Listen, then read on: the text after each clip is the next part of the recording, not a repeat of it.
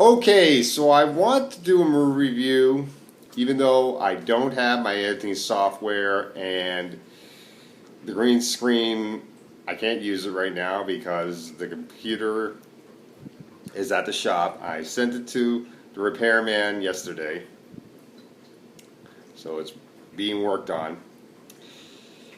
And I wanted to talk about this movie right here, The Killing Joke, Batman The Killing Joke. Yes, I bought the Blu-ray because I have not seen the movie yet. I did not see it when it came to theaters. It only was out for theaters for a couple days, and then they stopped showing it and they put out the Blu-ray. The edition I got is the special edition that came with this. I'll show you this book right here. Batman, the Man Who Laughs. Nice book, nice graphic novel here. Haven't really read it yet. And hey, with this guy here, huh? Little Joker figure. Is the movie worth that much?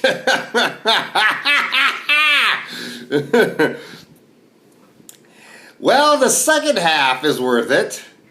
The first half is the problem. Yeah. And that first half, man. So it's produced by Bruce Timm, and I gotta wonder, how did Bruce Timm okay this, the first half of this movie? It doesn't make sense to me.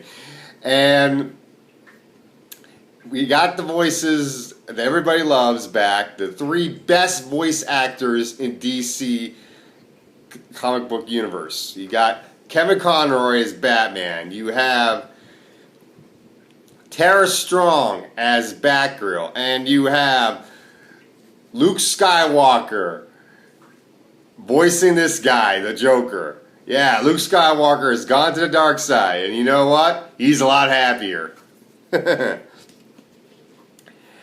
And the second half, which is based on the Killing Joke graphic novel, is excellent.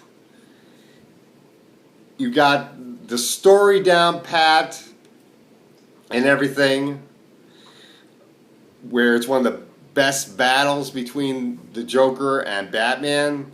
But the first half, which has Batgirl in it, is not all that good. And that kind of sucks because you got one of the best voice actors ever out there voicing Batgirl, Tara Strong. So you should have written something better. And this first half is written to get us to care about Batgirl, I guess, for what happens to her in the second half. And I'm going to have to talk about some spoilers. And the big spoiler of all, which everybody's talked about after seeing this movie. So what happens is Batman and Batgirl are going after this criminal. And I forget the criminal's name. But he is flirting with Batgirl a lot. In a way that is just there just to get a rise out of Batgirl and Batman, really. He really doesn't mean anything by it. He just wants to get them angry and everything. So eventually he gets captured by Batman and Batgirl. And the tension between Batman and Batgirl gets so high up between them because of what this criminal was doing with the flirting and everything, that, and everybody's talked about this, Batman and Batgirl have sex. Right out there. And this has been implied before that Batman and Batgirl do become a thing. In the Batman animated series, when Tim Drake became the new Robin after Dick Grayson left the team and decided to become Nightwing and went off to Bloodhaven, I believe was the name of the city, to do some crime fighting over there. There were a few episodes, one or two, where Batgirl was being very flirtatious with Batman. Barbara Gordon. And this is Commissioner Gordon's daughter, you know. Bruce Wayne is very much older than her. It feels kind of weird for Batman and Batgirl to be having a thing when the age difference is so much. Even though they're both consenting adults and everything. And what happens in the second half, though, is the Joker ends up escaping from Arkham again. And he goes on a killing rampage. Eventually, he attacks Commissioner Gordon and Barbara Gordon.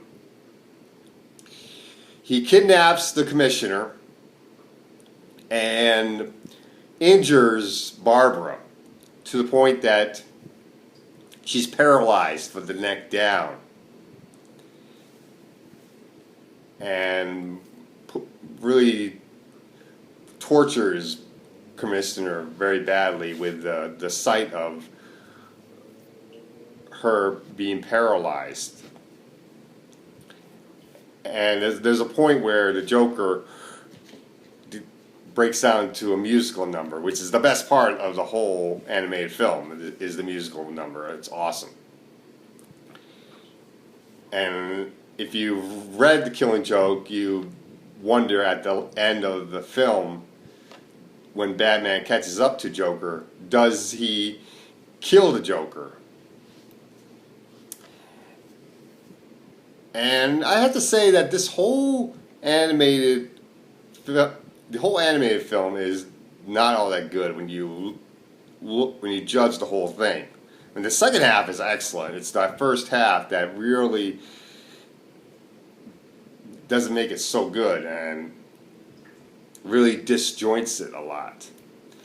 I can see myself watching the second half over and over and over again, but that first half is a little bit awkward, and I almost feel like I just want to skip the first half and just go right to the second half.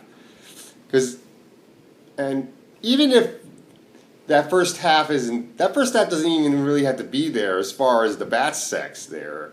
You don't really have to have Batman and Batgirl having sex in order to get you to care about what happens to Batgirl. I mean, Batman sees Batgirl as a partner, so to make them romantic is not really necessary. And there's been a whole bunch of other things that the Joker has done to Batman over the years, like the death of Jason Todd. So it's really not necessary to include the idea of Batman and Batgirl having sex. But aside from the first half, this is a very good animated film. If you want to see it, I'd say probably rent it. I don't know if I would recommend buying it. That's up to you. But I'm going to give this movie a B-. It's a pretty good film. A C+. I'll give this movie a C+, actually. I mean, it is very good. The voice acting is excellent. But I really wish they rewrote the first half a little bit differently so they can make it a little bit better. Because that first half is really off, and it doesn't really make it worthy for when you got three of the best voice actors from DC comic universe ever working with this film. That's not right. And that's all I gotta say for Batman: The Killing Joke. Ha ha ha!